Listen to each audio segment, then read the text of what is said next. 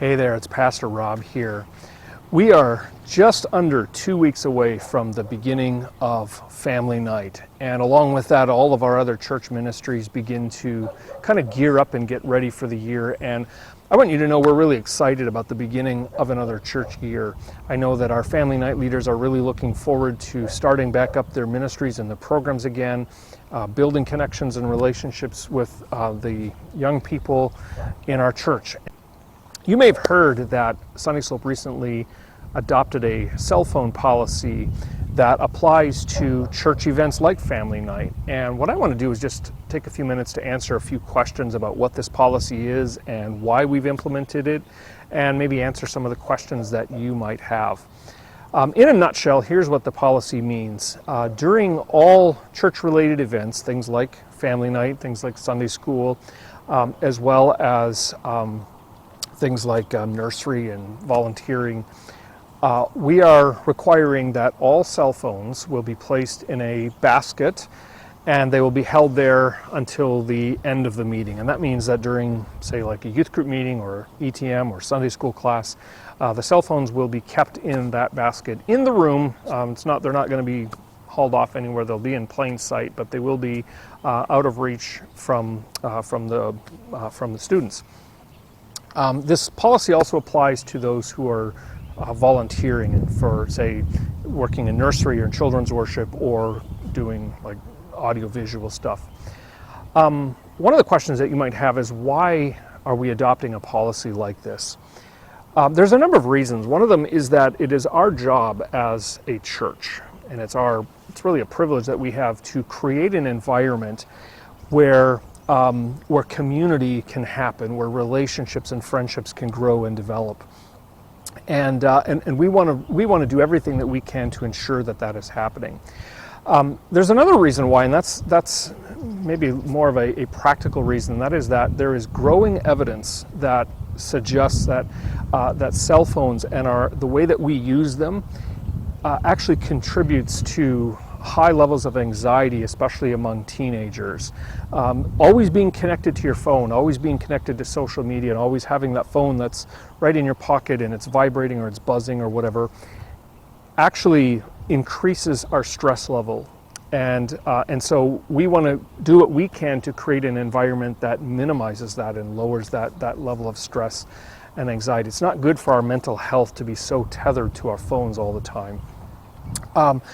Another reason is that when people are on their cell phones, it tends to disrupt the group dynamic. When you've got people who are on their phones and they're checking their social media, they're checking, who's texting them, it tends to pull people's attention away from the whole group dynamic. And we want to make sure that we're not doing that. That we're creating a group dynamic where everyone can be working together. It's also disruptive to have individuals just on their phones. It pulls them away if you're trying to do a Bible study or play a game or do something, and you have one person that's just kind of distracted by who's texting you what and when and why. It's not good for that individual. It really distracts from the overall group dynamic. So we want to minimize that as much as we can, and that's our goal in adopting this policy. Now, a couple questions. How are we going to pull this off? What is this going to look like in practice?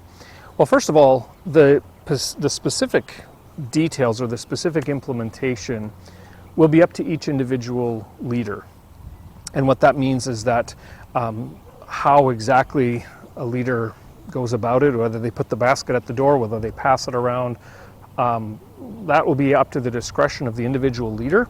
But we're asking all of our leaders from cadets, GEMS, middle school, high school, to implement this policy in a way that's clear and consistent. So I'll just give you an example. In the high school group that I lead, what we'll be doing is we do an event at the beginning where we do show your best picture, and that's just an opportunity for kids to kind of show off a cool picture of something that happened this week. We'll do that, and once that's done, the phone will then go into a phone basket. There are phone baskets in each of our Sunday school rooms and ETM room, high school room. And so at the beginning then of each lesson, or near the beginning, phones from each student will be collected and they'll be put in that basket, and they will be remaining there until the end of the group. Now, Some of you might be wondering, well, I use my phone to read the Bible. I use an app on my phone, and I want to say a couple things about that. First of all, there's nothing wrong with using a Bible app. In fact, what a huge advantage it is to be able to access the Bible wherever you are on your phone. I use a Bible app actually frequently, so there's nothing really against that, but there's value in actually using a hard copy of the Bible, and I'll tell you why. Number one, I think it helps you to be able to find and locate certain books of the Bible. In other words, one of the disadvantages of Bible apps is that they make it easier for you to find a Bible passage. And you say, why is that a disadvantage? Well, because you sort of lose the lay of the land of all the books of the Bible and the order that they're in, and so this will actually help you with that. And so for the Bible discussion groups and for the time that you're meeting as a group, we're just going to ask that you use hard copies of the Bible for that time. We're not going to be enforcing this during a worship service. You might be wondering that. So if you use the Bible app during a church service, there's not going to be anything stopping you from doing that. You'll still, of course, be free to do that. We're not going to be making sure people aren't using their phones during the church service unless you're volunteering. If you're volunteering for sound or video, then we're going to be asking that you stay off your phone so that you can focus on what you're supposed to be doing. How is this going to be enforced? In other words, if you are using a phone and you're caught using a phone during an event or an activity, what are the consequences? Well, this is not meant to be a punitive thing. This is not meant to be, handing out punishments the minute somebody breaks a rule.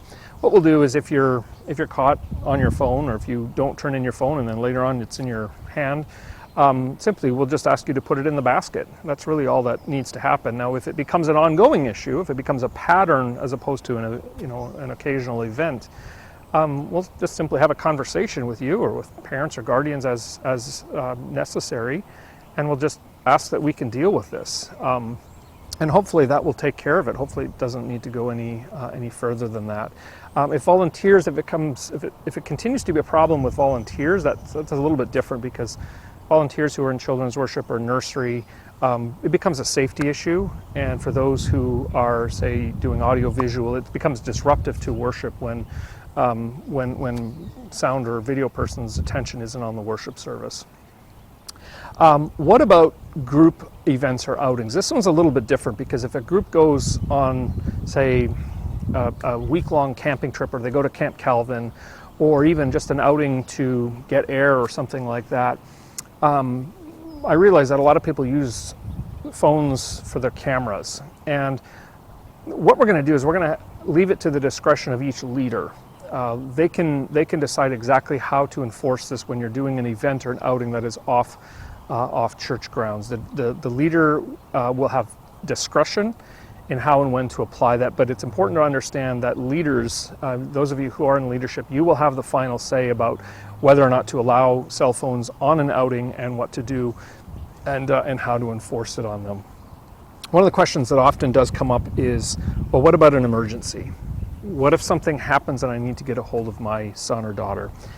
As a parent, I understand that. I understand sort of the urgency there and the care and concern that you would have. But I'll say this, our leaders will still have their phones on them. And so you will be able to get a hold of the leader in a case of an emergency. And so there'll always be an easy way to get a hold of your son or daughter if an emergency should arise. If either something happens at home and you need to get a hold of them quickly, or if you're afraid that something is happening here at church, you'll be able to get a hold of the leader, and hopefully that will address the concern that way. I realize this is a big change, and I realize that there may be other questions. If you have questions, I'd encourage you to talk to your leaders or talk to myself. Leaders, if you have questions, please feel free to talk to me. And again, it's our hope and our goal that this will create an environment here at Sunnyslope where we can develop deeper sense of community, we can develop holistic disciples and followers of Jesus Christ, even when it requires doing something that's rather countercultural, like a cell phone, having cell phones be put away for just a short time. Appreciate your understanding and your support, and we look forward to a great year. Thank you so much.